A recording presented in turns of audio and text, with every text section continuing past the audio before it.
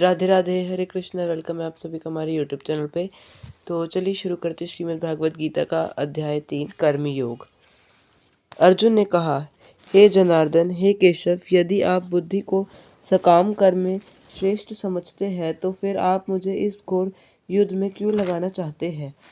आपके अनेकार्थक उपदेशों में से मेरी बुद्धि मोहित हो गई है, अतः कृपा करके निश्चय पूर्वक मुझे बताए कि इनमें से मेरे लिए सर्वाधिक श्रेयस्कर क्या होगा।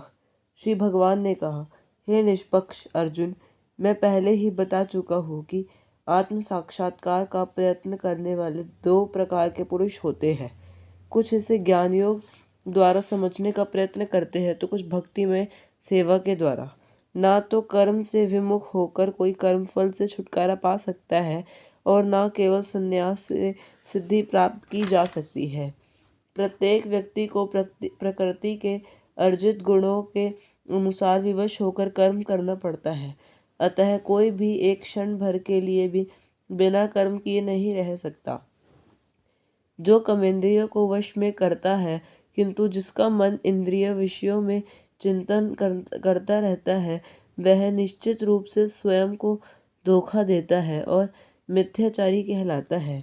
दूसरी ओर यदि कोई निष्ठावान व्यक्ति अपने मन के द्वारा कर्मेंद्रियों को वश में करने का प्रयत्न करता है और बिना किसी आसक्ति के कर्म योग प्रारंभ करता है तो वह अति उत्कृष्ट है। यज्ञों के द्वारा प्रसन्न होकर देवता तुम्हें भी प्रसन्न करेंगे और इस तरह मनुष्य तथा देवताओं के मध्य सहयोग से सबों को संपन्नता प्राप्त होती है। जीवन की विभिन्न आवश्यकताओं की पूर्ति करने वाले विभिन्न देवता यज्ञ संपन्न होने पर प्रसन्न होकर तुम्हारी सारी आवश्यकताओं को पूर्ति करते हैं, किंतु जो इन उपहारों को देवताओं को अर्पित किए बिना भोगता है वह निश्चित रूप से चोर है। भगवान ने भक्त सभी प्रकार के पापों से मुक्त हो जाते हैं, क्योंकि वे यज्ञ में अर्पित किए भोजन को ही खाते हैं। अन्य लोग जो अपने इंद्रिय सुख के लिए भोजन बनाते हैं वे निश्चित रूप से पाप खाते हैं। सारे प्राणी अन्न पर आश्रित है जो वर्ष से उत्पन्न होता है। वर्षा यज्ञ संपन्न करने से होती है और यज्ञ नियत कर्मों से उत्पन्न होता है, किंतु जो व्यक्ति आत्मा में ही आनंद लेता है तथा जिसका जीवन आत्म साक्षात्कार युक्त है और जो अपने में ही पूर्णतः संतुष्ट रहता है और उसके लिए कुछ करनीय स्वरूप प्रसिद्ध व्यक्ति के लिए ना तो अपने नियत कर्मों को करने की आवश्यकता रह जाती है, ना ऐसा कर्म ना करने का कोई कारण ही रहता है। उसे किसी अन्य जीव पर निर्भर रहने की आवश्यकता भी नहीं रह जाती। अतः कर्म फल में आसक्त हुए बिना मनुष्य को अपना कर्तव्य समझकर निरंतर कर्म करते रहना चाहिए, क्योंकि अनासक्त होकर कर्म करने से उसे परब्रह्म परम की प्राप्ति होती है। जनक जैसे राजाओं ने केवल नियत कर्मों को करने से ही सिद्धि प्राप्त की। अतः सामान्य जनों को शिक्षित करने की दृष्टि से तुम्हें कर्म करना चाहिए, क्योंकि यदि नियति में कर्मों का सावधानीपूर्वक न करो तो यह पार्थ, यह निश्चित है कि सारे मनुष्य मेरे पथ का ही अनुगमन करेंगे।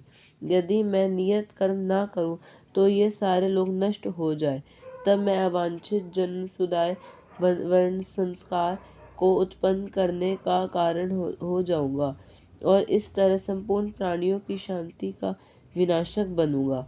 जिस प्रकार अज्ञानी जन फल की आसक्ति से कार्य करते हैं, उसी तरह विद्वान जनों को चाहिए कि वे लोगों को उचित पथ पर ले जाने के लिए अनासक्त रहकर कार्य करें। विद्वान व्यक्ति जो चाहिए कि वह सकाम कर्मों में आसक्त अज्ञानी पुरुषों को कर्म करने से रोके नहीं, ताकि उनमें उनका मन विचलित ना हो, अपितु भक्ति भाव से कर्म करते हुए वह उन्हें सभी प्रकार के कार्यों में लगाए, जिससे कृष्ण भावनामृत का कार्मिक विकास हो। जीवात्मा अहंकार के प्रभाव से मोहग्रस्त होकर अपने आप को समस्त कर्मों का कर्ता मान बैठता है, जबकि वास्तव में वे प्रकृति के तीनों गुणों द्वारा संपन्न किए जाते हैं। श्री भगवान ने कहा, हे अर्जुन, इसका कारण रजोगुण के संपर्क से उत्पन्न काम है। जो बाद में क्रोध का रूप धारण करता है और जो इस संसार का सर्वभली पापी शत्रु है।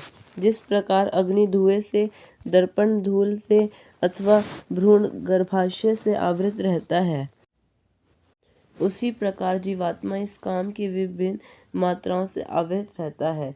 इस प्रकार ज्ञान में जीवात्मा की शुद्धि चेतना उसके काम रूपी नित्य शत्रु से ढकी रहती है, जो कभी तुष्ट नहीं होता और अग्नि के समान जलता रहता है। कर्मेंद्रियों जड़ पदार्थ की अपेक्षा श्रेष्ठ है। मन इंद्रियों से बढ़कर है। बुद्धि मन में भी उच्च है और वह आत्मा बुद्धि से भी बढ़कर है। इसलिए हे भरतवंशी, मैं श्रेष्ठ अर्जुन, प्रारंभ में ही इंद्रिय को वश में करके इस पाप के महान प्रतीक काम का दमन करो और ज्ञान तथा आत्म साक्षात्कार के इस विनाशकर्ता का वध करो। इस प्रकार हे महाबाहु अर्जुन, अपने आप को भौतिक इंद्रियों मन तथा बुद्धि से परे जानकर और मन को सावधान आध्यात्मिक बुद्धि कृष्ण भावना में से स्थिर करके आध्यात्मिक शक्ति द्वारा इस काम रूपी दुर्जय शत्रु को जीतो। इसी प्रकार श्रीमद् भगवद गीता के 3 अध्याय कर्म योग का भक्ति वेदांत तात्पर्य पूर्ण हुआ। आज के अध्याय से हमें ये पता चलता है कि प्रत्येक व्यक्ति इस भौतिक शरीर रूपी रथ पर आरूढ़ है और बुद्धि इसका सारथी है। मन लगाम है तथा इंद्रिय घोड़े है। और यदि अगर हमने लगाम खींच के रखी अर्थात अपने मन को अपने वश में रखा तो सारी इंद्रियां हमारे वश में हो जाती है। इस प्रकार मन तथा इंद्रियों की संगति से यह आत्मा सुख या दुख का भोगता है। हरे कृष्णा। अगर आपको वीडियो पसंद आई हो तो वीडियो को लाइक और चैनल को सब्सक्राइब करना ना भूले। तो चलिए मिलते हैं आप सभी से नेक्स्ट वीडियो में। तब तक के लिए राधे राधे। हरे कृष्णा।